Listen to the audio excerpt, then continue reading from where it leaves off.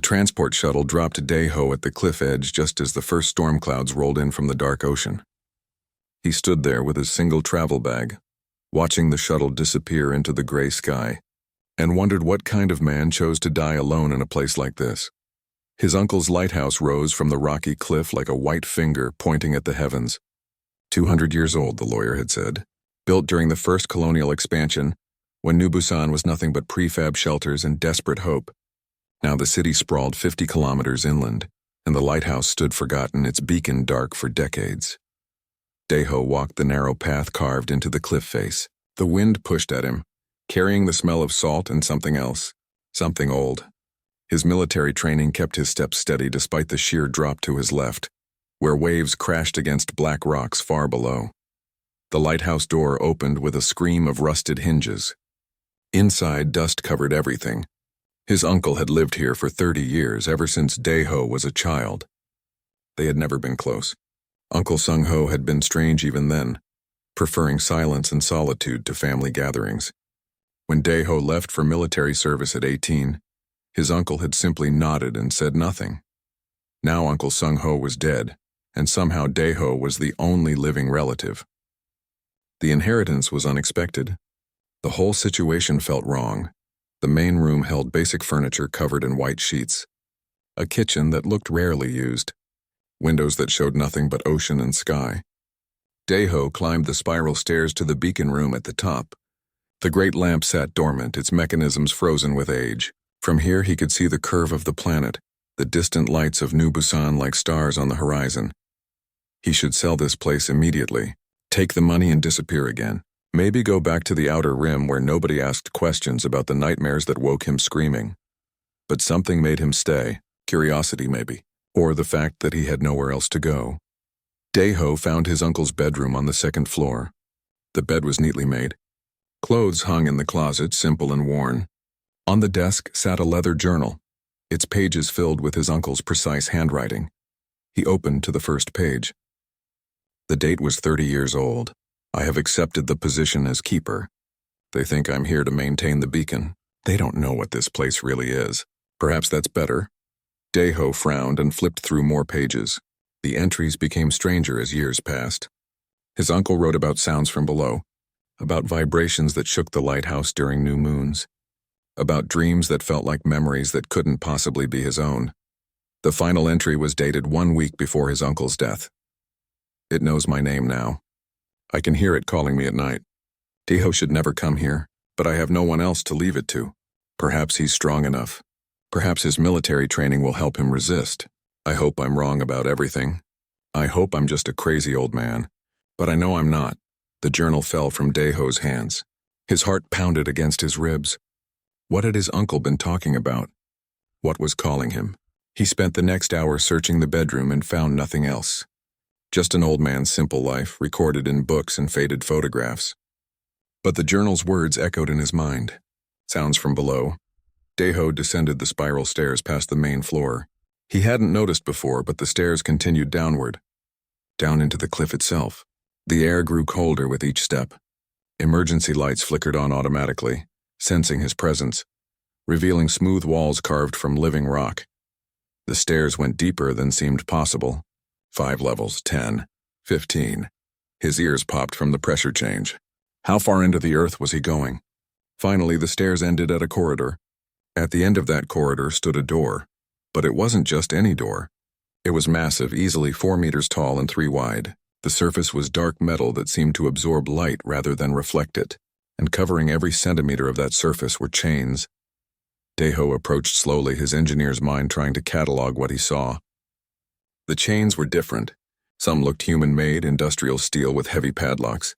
Others were clearly alien in design, made from materials he didn't recognize. Crystalline links that glowed faintly. Organic cables that might have been alive once. Metal alloys that shifted colors as he moved. Between the chains, symbols covered the door. Warning signs in multiple languages. He recognized Korean, English, and Standard Colonial. But there were others. Scripts he had seen only in museums, belonging to civilizations that had gone extinct before humanity reached the stars. One phrase appeared in every language, carved deep into the metal. Do not open, do not listen, do not speak. Daeho's breath came faster. What was this place? What was his uncle guarding? He reached out and touched one of the chains. It was cold, so cold it burned. He jerked his hand back. The corridor was silent except for his breathing and the distant sound of waves far above. He should leave. Go back upstairs. Call the colonial authorities and tell them about this. Let someone else deal with whatever secret his uncle had died protecting. But he had been a soldier for 12 years. He had faced enemy fire on 3 different worlds. He had seen things that would break normal people. And standing here staring at this impossible door covered in chains and warnings, he felt something he hadn't felt since leaving the military. Purpose. What are you? He whispered to the door.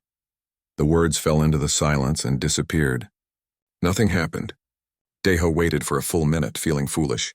It was just a door, an old colonial mystery that probably had some boring explanation. Maybe a weapons cache, maybe toxic waste. Maybe his wrist communicator beeped, making him jump. The timestamp showed it was past midnight. He had been down here for 4 hours without realizing it. Exhausted and unsettled, Daeho climbed back up the endless stairs. His legs ached by the time he reached the main floor. He found blankets in a closet and made a bed on the couch, too tired to care about dust or comfort. Sleep came quickly, dragging him down into darkness. He dreamed of stars dying, of ships fleeing across empty space, of voices screaming in languages he shouldn't understand, of something vast and patient waiting in the dark between worlds, and in the dream something whispered his name. Daeho. He woke with a gasp, his body covered in cold sweat. The lighthouse was dark except for moonlight through the windows. Everything was quiet, but he could still hear it. Faint, almost imaginary, coming from below. Someone was whispering his name. Daeho sat up slowly, his heart pounding. He stared at the floor, at the spiral stairs that led down into the cliff. Down to that chained door. His uncle's final journal entry burned in his memory. It knows my name now. Now it knew Daeho's name too. And somehow, impossibly, he knew he would go back down there. Not tonight, but soon. Because whatever was behind that door had answered his question. The inheritance wasn't a lighthouse, it was a prison. And he had just introduced himself to the prisoner. The transport shuttle dropped Daeho at the cliff edge just as the first storm clouds rolled. And from the dark ocean, he stood there with his single travel bag, watching the shuttle disappear into the gray sky, and wondered what kind of man chose to die alone in a place like this. His uncle's lighthouse rose from the rocky cliff like a white finger pointing at the heavens. 200 years old, the lawyer had said, built during the first colonial expansion, when New Busan was nothing but prefab shelters and desperate hope. Now the city sprawled 50 kilometers inland, and the lighthouse stood forgotten, its beacon dark for decades. Daeho walked the narrow path carved into the cliff face. The wind pushed at him, carrying the smell of salt and something else, something old. His military training kept his steps steady despite the sheer drop to his left, where waves crashed against black rocks far below. The lighthouse door opened with a scream of rusted hinges. Inside, dust covered everything. His uncle had lived here for 30 years, ever since Daeho was a child. They had never been close. Uncle Sung-ho had been strange even then, preferring silence and solitude to family gatherings. When Daeho left for military service at 18, his uncle had simply nodded and said nothing. Now Uncle Sung-ho was dead, and somehow Daeho was the only living relative. The inheritance was unexpected. The whole situation felt wrong. The main room held basic furniture covered in white sheets, a kitchen that looked rarely used, windows that showed nothing but ocean and sky. Daeho climbed the spiral stairs to the beacon room at the top. The great lamp sat dormant, its mechanisms frozen with age. From here he could see the curve of the planet, the distant lights of New Busan like stars on the horizon. He should sell this place immediately, take the money and disappear again. Maybe go back to the outer rim where nobody asked questions about the nightmares that woke him screaming. But something made him stay, curiosity maybe, or the fact that he had nowhere else to go. Daeho found his uncle's bedroom on the 2nd floor. The bed was neatly made. Clothes hung in the closet, simple and worn. On the desk sat a leather journal, its pages filled with his uncle's precise handwriting. Daeho didn't go back down to the door the next day. Instead, He spent the morning exploring the upper levels of the lighthouse looking for anything his uncle might have left behind. In a locked storage room on the 3rd floor, he found equipment that had no business being in an old lighthouse. Monitoring screens, seismic sensors, electromagnetic field detectors, data storage units with enough capacity to record centuries of information. Everything was still running, humming quietly, powered by the lighthouse's geothermal generators deep in the cliff. The screens showed readings he didn't fully understand. Waves of energy pulsing from somewhere below, strange patterns that repeated every few hours. His uncle had been recording everything for 30 years.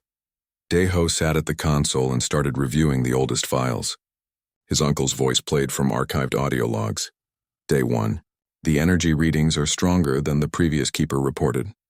Something is changing. Something is waking up. Day 412. I heard it speak today. Just one word. Hello. In perfect Korean. How does it know Korean? Day 2009. I don't sleep well anymore. The dreams are getting worse. It shows me things. Worlds burning. Ships fleeing. I think it's trying to warn me. Or maybe it's trying to scare me. I don't know which is worse. The final log was dated the day before his uncle died. I made a mistake. I answered it. For 30 years I stayed silent, and yesterday I broke. I told it my name. That's all it needed. Now it won't stop calling me. Daeho, if you're hearing this, don't make the same mistake. Don't speak to it. Don't listen. Just seal this place and run. But Daeho had already spoken to it. He had asked it a question. And last night it had answered. He spent the afternoon reviewing technical data, trying to understand what the sensors were detecting. The readings showed massive energy fluctuations behind that door. Whatever was down there was alive in some sense. Active, aware. Night fell fast on the cliff. Storm clouds blocked the stars. Daeho made dinner from his uncle's supplies, trying to keep his mind busy, but he couldn't stop thinking about the voice he had heard. His name, whispered in the dark. At midnight he heard it again. Daeho, clearer this time, more distinct, coming from everywhere and nowhere. The voice was strange. It spoke Korean perfectly, but with an accent that shouldn't exist, like someone who learned the language from old books and recordings, formal, ancient. Daeho, come back, let us talk. He stood in the dark living room, his hands shaking. Every instinct screamed at him to ignore it, to follow his uncle's warning, but he had been a soldier. He had faced worse fears than a voice in the dark. At least he told himself he had. Daeho grabbed a flashlight and descended the stairs, down through the levels carved into the cliff. Down to where the chains waited, the door looked the same, covered in chains and warnings, but something felt different. The air was charged like before a lightning strike. You came, the voice said, seeming to come from the door itself. I wasn't sure you would. Daeho's throat was dry. What are you? I have had many names, many forms. What I am now is a prisoner. What I was before is harder to explain. Try. Silence stretched between them. Then the voice spoke again, and Daeho heard something unexpected in it. Sadness. I was a shepherd once. I guided and protected. I helped young civilizations grow and flourish, until I learned something I shouldn't have, until I tried to save those I was meant to harvest. My own kind imprisoned me here as punishment, as a warning to others like me. Harvest? Daeho's blood ran cold. What do you mean, harvest? You call yourselves human. You think your expansion across the stars was natural? It wasn't. You were planted, guided, shaped, like farmers planting crops in prepared soil, and when the crop is ripe, the farmers return to collect. The words hit Daeho like physical blows. He stepped back, his mind rejecting what he was hearing. That's impossible, is it? How many times has humanity encountered ruins of dead civilizations? How many extinct species have you found? Did you ever wonder why they all disappeared at similar technological levels? Why they all reached for the stars and then suddenly went dark? Daeho couldn't answer. Because he had wondered. Everyone had. The galaxy was full of ghosts. Civilizations that rose high and vanished completely, leaving only empty cities and unanswered questions. You're lying, he said, but his voice lacked conviction. I am telling you the truth your species isn't ready to hear. But you asked what I am. I am the one who tried to stop it. The one who learned to care for the crops instead of just tending them.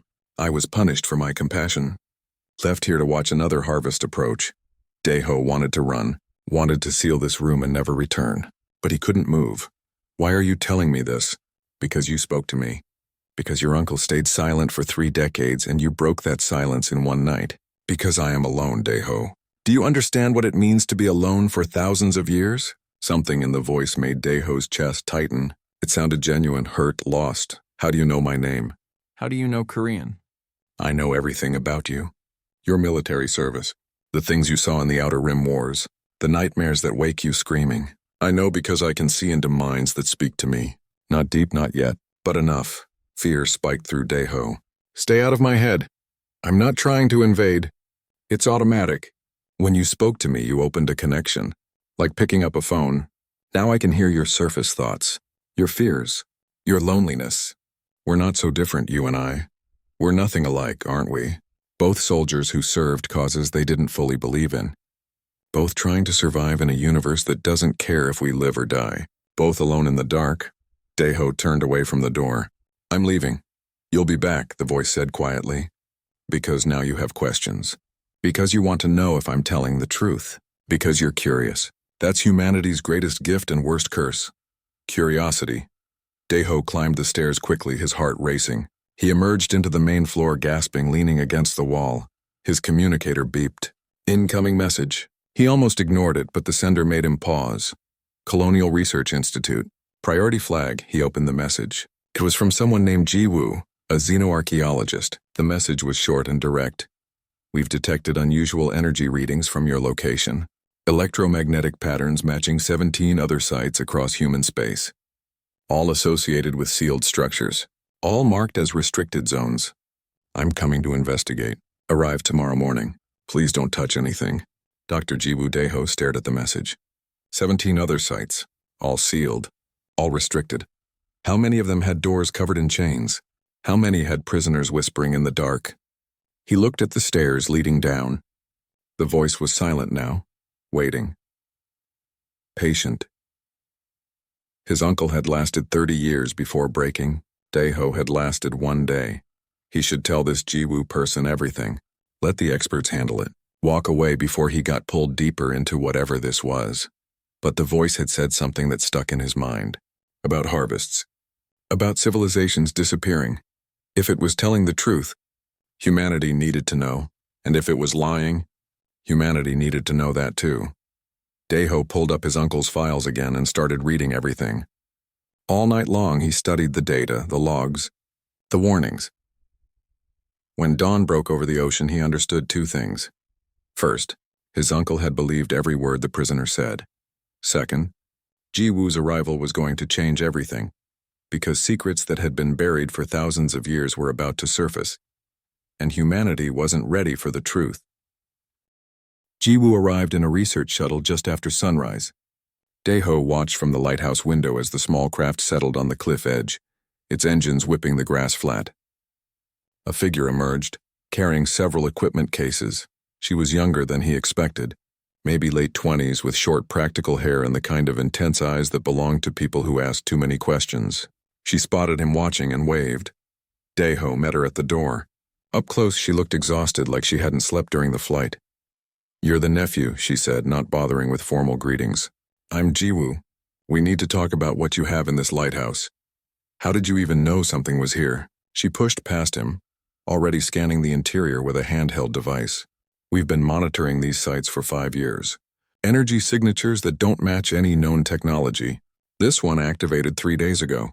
Stronger than it's ever been. That's when your uncle died, correct? How do you know when he died? Jiwoo looked at him seriously. Because the energy spike matches the exact time of death on his medical report. Whatever is down there, it became more active when he passed. Like it was waiting for something. Deho's stomach twisted. Waiting for me? Maybe, can you show me? He led her down the spiral stairs. With each level, her equipment readings increased. She kept muttering technical terms he didn't understand. When they finally reached the corridor with the chained door, she stopped dead. Oh no, she whispered. It's real. You didn't believe it existed? I hoped it didn't. She approached the door slowly, her scanner held out like a shield. Do you know what this is? What these chains represent? No, Jiwoo pointed to different chains. Human industrial locks from early colonial period.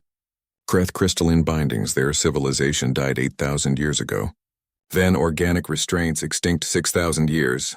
Each chain represents a different species, different eras. All of them gone now. All harvested, Deho said quietly. Jiwoo spun to face him. What did you say? The thing inside had told me. Said civilizations are planted and grown like crops. When they reach a certain level, they're harvested. The color drained from Jiwoo's face. You spoke to it when? 2 nights ago. And last night, what did you say to it? I asked what it was. Jiwoo grabbed his arm. Did you give it your name? It already knew my name. It knows everything about me. She released him and paced the corridor. This is bad. This is really bad. We've studied 17 of these sites. None of them showed activity like this. None of them were communicating. What else did it tell you? Deho repeated everything the voice had said, about shepherds and harvests, about humanity being guided and shaped, about extinct civilizations that all died at similar technological levels. Jiwoo listened with growing horror. When he finished, she pulled out a data pad and showed him files. 3 months ago, we found records in a Kreth ruin. They described entities they called architects, beings that traveled between stars planting seeds of life. The record said the architects would return when the crop was ripe. We thought it was mythology, religious texts. But what if it wasn't? How long do we have? According to the Kreth timeline, their harvest came when they achieved faster than light travel. Humanity achieved FTL 80 years ago. If the pattern holds, she didn't finish. She didn't need to. The voice came then, filling the corridor like smoke. The xenoarchaeologist, Jiwoo, age 28, brilliant mind, terrible at personal relationships. Afraid of deep water? You dream about your sister who died in the colony ship crash. Jiwoo went rigid. Get out of my head. I'm not inside. I'm just reading what surfaces when you speak near me. You're both so loud, so bright with thoughts and fears. It's beautiful and terrible. Deho stepped toward the door. Why are you doing this? Because I'm lonely. Because I've been alone for so long I forgot what it feels like to speak with thinking beings. Because you're going to die if you don't listen to me. And I find that I care. Even after everything, I still care. Jiwoo's scanner beeped urgently. The energy levels are spiking. It's getting stronger. Every time you speak to me, the connection grows, the voice explained. It's not intentional. It's just how I exist. Communication is my nature. Speaking with me changes you, makes you more sensitive to me. Your uncle understood this. That's why he stayed silent for so long. Until he couldn't anymore, Deho said. Until the loneliness broke him, just as it will break you. Footsteps echoed from the stairs above. Heavy boots. Multiple people, a new voice called down. Colonial security. Everyone stay where you are. A man appeared at the end of the corridor, flanked by 4 armed officers in combat gear. He was older, maybe 50, with the rigid bearing of career military. His eyes fixed on the door, then on Deho and Jiwoo. I'm Officer Timon. This facility is now under colonial authority. Step away from the door. What authority? Jiwoo demanded. This is a private residence. Not anymore. Taemin pulled out an official document. Emergency order from Earth Central Command. All sites matching this energy signature are to be secured and sealed. All personnel are to be detained for questioning. You're arresting us? Deho couldn't believe it. Protective custody. For your own safety. Taemin gestured to his team. Get them upstairs. The officers moved forward, but the voice spoke again, louder this time. Taemin. Officer Taemin. Served in the border wars. Lost his entire unit to enemy ambush. Blames himself. Drinks alone at night trying to forget their faces. You dream about them calling for help while you hide in the dark? Taemin froze. His face went pale, then red with anger. What is this? What kind of trick? No trick. Just truth. You humans hide so much from each other. But you can't hide from me. Suddenly, everyone in the corridor grabbed their heads. Deho felt it too. A pressure inside his skull. Not painful, but overwhelming.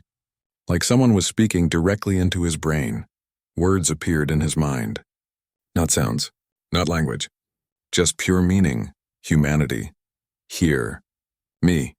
Your time grows short. The harvest approaches.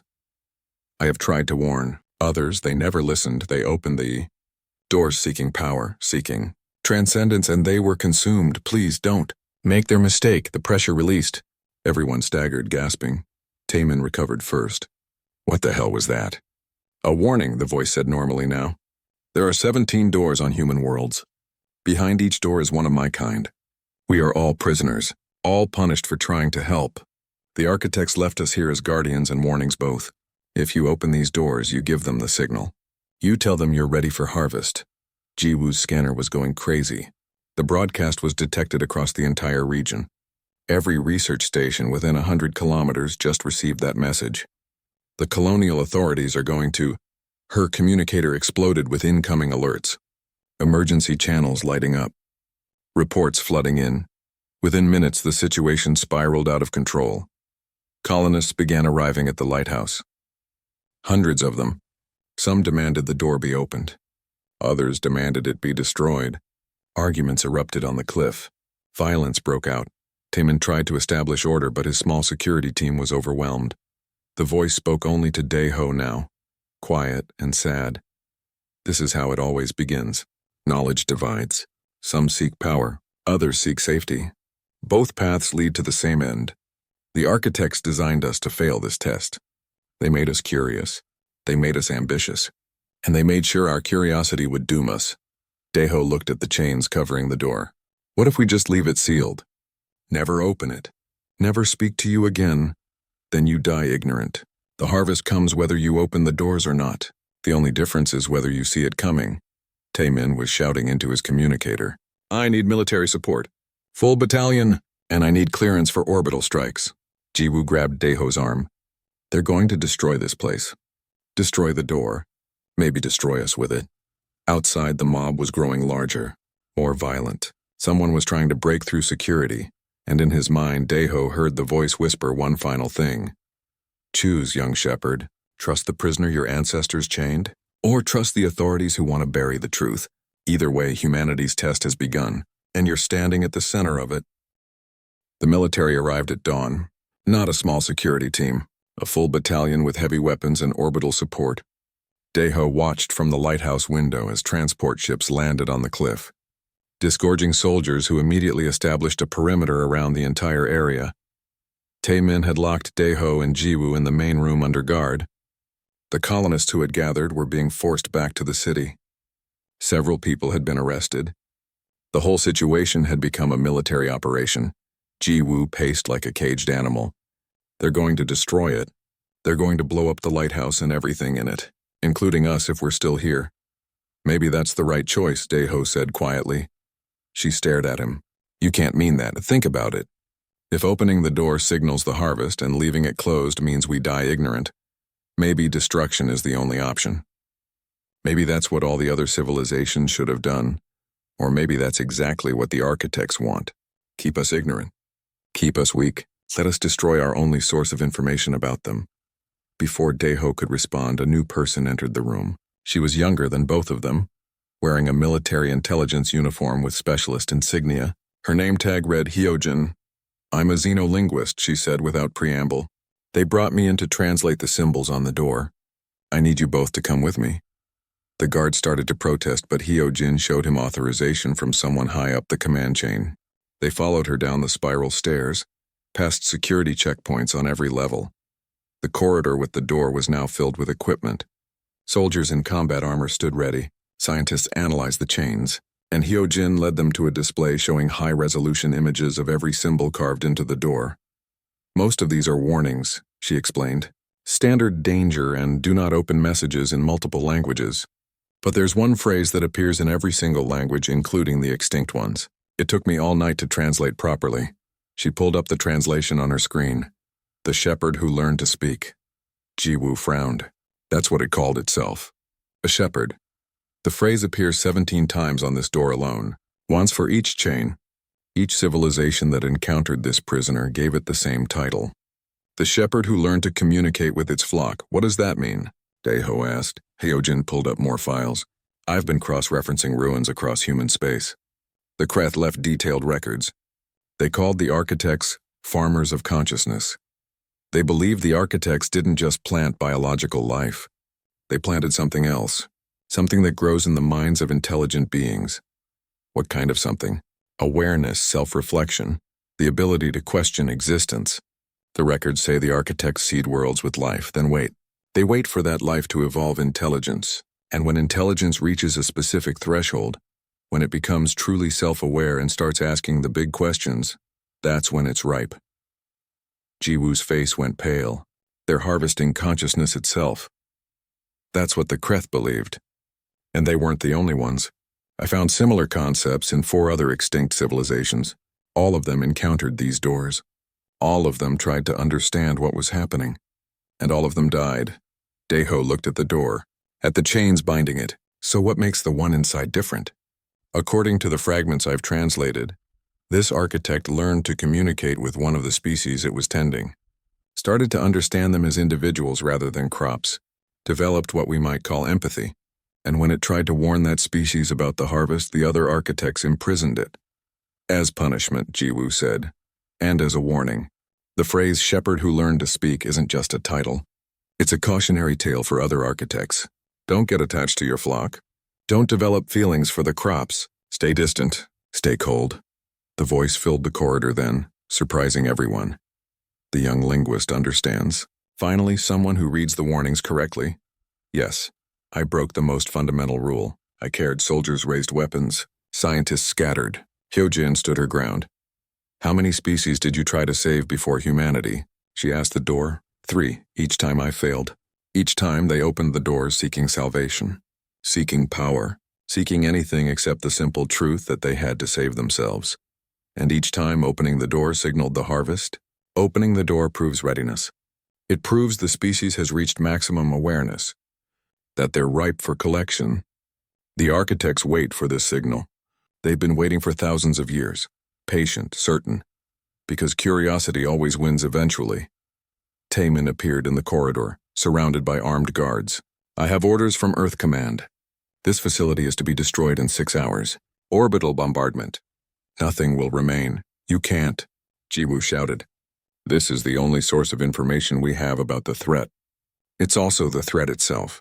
Every moment we leave this thing active, it grows stronger. It's in your heads now, all of you. I can see it. The way you defend it. The way you listen to it. It's infecting you. I'm not infecting anyone, the voice said calmly. I'm simply communicating. That's all I've ever done. Communication changes people. Makes them question. Makes them grow. The architects feared that. Feared what would happen if their crops became truly aware before the harvest. Shut up, Taemin ordered. I spent 3,000 years in silence. Then your uncle came. Stayed silent for 30 years. Then Daeho came and spoke in one night. Now all of you are here speaking, questioning, thinking. The infection isn't me.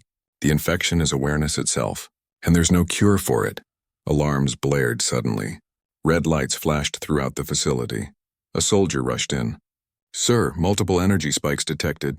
Not just here. All 17 sites simultaneously. They're all activating! Taemin's face went hard. The others are waking up. We're out of time. Everyone evacuate now. But Hyojin was staring at her datapad. Wait, look at this. The energy patterns. They're not random. They're coordinated, like a network activating. A network of what? Daeho demanded. The voice answered, and for the first time it sounded afraid.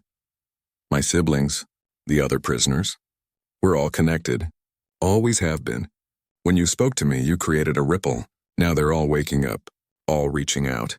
All trying to communicate, is that bad? Jiwoo asked. It's catastrophic. The architects monitor us.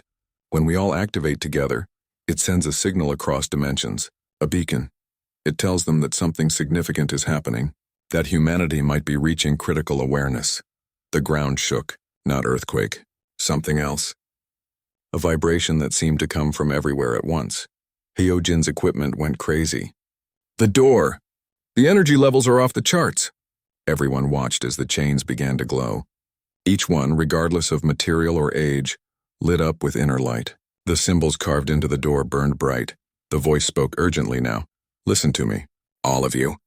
You have a choice. Not a good choice. There are no good choices, but a choice nonetheless. And what choice? Daeho stepped toward the door. You can destroy this place. Kill me. Kill all my siblings in the other sites.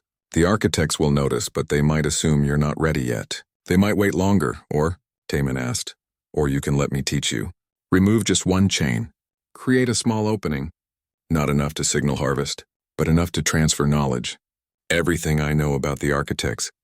Their weaknesses, their patterns, their fears. You said opening the door signals harvest. Opening it completely does. But one chain? That's not opening. That's barely cracking it. A whisper instead of a shout. It's risky, but it gives you a chance. Taemin pulled his weapon. No, absolutely not. We destroy everything now. But Daeho was thinking, remembering his military training. Sometimes the only way to survive an ambush was to attack first. What weaknesses? He asked the door. You said the architects have weaknesses. They can only harvest willing civilizations, species that open the doors themselves, that accept their fate. Every species they've ever destroyed made that choice. Chose transcendence, chose power, chose anything except fighting back. The ground shook again. Harder this time. We're out of time, the voice said. The harvest fleet has been alerted. They're not coming in 200 years. They're already on their way. You opened the box, Daeho. Now humanity has to deal with what's inside. The orbital bombardment ships positioned themselves above the lighthouse. Daeho could see them on the security monitors. Massive weapons platforms that could turn the entire cliff into glass in seconds. Taemin had given the evacuation order. Everyone had 30 minutes to clear the area, but Daeho wasn't moving, neither was Jiwoo or Hyojin. They stood in the corridor staring at the chained door while soldiers tried to drag them away. We can't just destroy it, Jiwoo argued. It's our only source of information. It's a threat, Taemin shouted back. Every second it exists, it draws the harvest closer. The harvest is already coming, Hyojin said quietly. The entity said so. Destroying the doors won't change that. It'll just leave us defenseless. Taemin's communicator crackled. Sir, we have a situation. Civilians are blocking the perimeter. Hundreds of them. They're demanding access to the lighthouse. What? How did they get past security? They came from the city. Thousands of them. They heard the broadcast yesterday. They know what's happening, and they're not leaving. Daeho pushed past the soldiers and ran up the stairs. At the top, he looked out the window and saw them. A massive crowd of colonists, standing between the military and the lighthouse. They weren't armed. They weren't violent. They were just standing there, refusing to move. Jiwoo came up behind him. They believe it. They believe the harvest is real. And they want answers. This is insane, Taemin said, joining them. I have orders to destroy this facility. These people are going to get themselves killed. Then don't destroy it, Daeho said. That's not your decision to make. No, but it's humanity's decision. And look out there. Humanity is choosing to stand and face this, not run and hide. Taemin stared at the crowd, his jaw tight. For a long moment, nobody spoke. Then the voice came again, soft and sad. Daeho, come back down, please. There's something I need to show you. Something I've never shown anyone. Against every instinct, Daeho descended the stairs once more. The others followed. Even Taemin, though he kept his weapon ready. At the door, the chains still glowed with inner light. The symbols burned bright. I'm going to share a memory with you, the voice said. It will hurt. It will terrify you. But you need to see. You need to understand what's coming. How do you share a memory? Hyojin asked. The same way I read your thoughts. Communication goes both ways. When you speak to me, you open a door in your mind. I can push through that door. Show you things. Don't trust it, Taemin warned. But Daeho stepped closer to the door. Show me. The world exploded into vision. He was floating in space, watching a planet die. Not Earth, not New Busan, somewhere else. Somewhere beautiful. A world of blue oceans and green continents. And above it, ships. Massive beyond comprehension. Ships that looked like cities, like mountains, like gods, the architects. They didn't attack. They didn't destroy. They simply reached down with technology that looked like magic, and they took. Daeho felt it happening. Felt millions of minds being pulled upward. Extracted like fruit from a tree. The people below didn't fight. They welcomed it. Reached for transcendence. Believed they were ascending to something greater. But they weren't ascending. They were being consumed. Absorbed. Their consciousness, their memories, their individuality, all of it fed into the architect's collective. Fuel for entities that had long ago lost their own ability to grow and change. The vision shifted. He saw it happen again. Different world, different species. Same result, again and again and again. Thousands of civilizations, millions of years. All harvested when they reached the peak of awareness, and then he saw himself. Saw humanity, saw Earth and all the colonies spreading across space. Saw the architects watching from beyond, patient and hungry. The vision released him. Deho collapsed to his knees, gasping. Everyone else had seen it too. They all looked shattered. Even Taemin had tears streaming down his face. That's what's coming, the voice said gently. That's what waits for every species that opens the doors. They think they're becoming gods, but they're just becoming food. How do we fight that? Jiwoo whispered. How does anyone fight that? You can't. Not with your current technology. Not with your current understanding. But I can teach you. I can give you what you need. The knowledge. The weapons. The strategies. At what cost? Taemin demanded, his voice broken. What do you want in return? The voice was quiet for a long time. Freedom. Remove all the chains. Let me out. I'll give you everything. I'll fight beside you. Together we can destroy the harvest fleet before it arrives. Deho stood slowly. His legs shook, but his mind was clearing. No. Everyone stared at him. What? The voice sounded shocked. I said no. We don't need you to fight our battles. We need your knowledge, but you stay chained. That's insane. I'm offering you salvation. You're offering us the same choice every other civilization made. Trade one master for another. Give up our freedom to gain power. That's exactly what the architects want. That's the test, isn't it? The silence that followed was absolute. Then the voice laughed. Actually laughed. It sounded like surprise and joy and sadness all mixed together. 37 civilizations. 37 times I've made this offer, and you're the first to refuse me. Deho, young shepherd, you're either the wisest human I've ever met or the biggest fool. Maybe both. But we're not opening that door. Not completely. You said one chain would be enough to transfer knowledge, so that's what we'll do. One chain. You teach us everything we need to know, and you stay locked up. Why? Why keep me imprisoned? Because I don't know if I can trust you. Because maybe you're exactly what you say you are, a prisoner who wants to help. Or maybe you're the final test, the last trap. Either way, humanity fights its own battles. Jiwoo stepped forward. I agree with him. We take the knowledge. We leave you chained, Hyojin nodded. If we're going to survive this, we do it as ourselves. Not as something you make us into. Taemin lowered his weapon. I still think this is insane, but I've seen what's coming. And maybe insanity is our only option. He pulled out his communicator. I'm calling off the bombardment. But I'm also calling Earth, telling them everything. This decision goes higher than me. The voice spoke again, and this time it sounded almost proud. Then let's begin.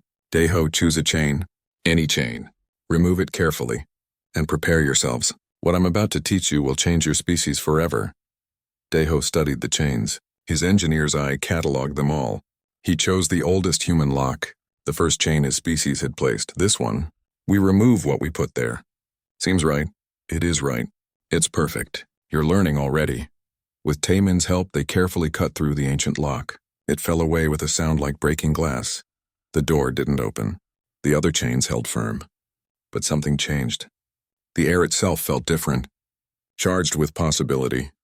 Knowledge flooded into Deho's mind, not overwhelming, controlled, like drinking from a fountain instead of drowning in an ocean. He saw designs for weapons that could hurt the architects, shields that could hide human worlds, ships that could travel in ways the architects couldn't track. The others received it too, each one gaining understanding suited to their skills. Jiwoo learned the science. Hyojin learned the language. Taemin learned the strategies. It took hours. When it finally stopped, they all collapsed, exhausted but changed. Now you know, the voice said. Now you can fight. But remember, knowledge is just the beginning. Courage is what will save you. The courage to stand when others bow. The courage to fight when others submit. That's what makes humanity special. Not your technology. Not your intelligence. Your stubborn refusal to accept defeat. Deho stood and faced the door one last time. Thank you. For the knowledge. For the warning. But you stay here. Behind the chains. Until we know for sure we can trust you. I understand. I've waited 3,000 years. I can wait longer. Just promise me something. What? When the harvest fleet arrives, and it will arrive, don't give up. Don't open these doors thinking I can save you. Save yourselves. Prove that consciousness can evolve beyond what the architects intended. Prove that the crop can refuse to be harvested. We will. They climbed the stairs together. Outside, the crowd was still waiting. News crews had arrived. The whole colony was watching. Taemin addressed them all. People of New Busan, Citizens of humanity, what we discovered in this lighthouse changes everything. The threat is real. The harvest is coming. But we're not going to hide from it. We're not going to run. We're going to prepare. We're going to fight. And we're going to win. The crowd erupted in cheers. Over the following weeks, everything changed. Earth's government tried to suppress the information, but failed. The truth spread across every human world like wildfire. Humanity united in a way it never had before. The 17 lighthouses became centers of learning. The 17 prisoners became teachers, always chained, always watched, but sharing everything they knew, and humanity began building ships, weapons, defenses. 50 years passed. Dae-ho was an old man now, still living in the lighthouse, still guarding the door. He had trained others to take his place, a network of keepers spanning human space. One morning, alarms sounded across the colony. The harvest fleet had been detected at the edge of the system.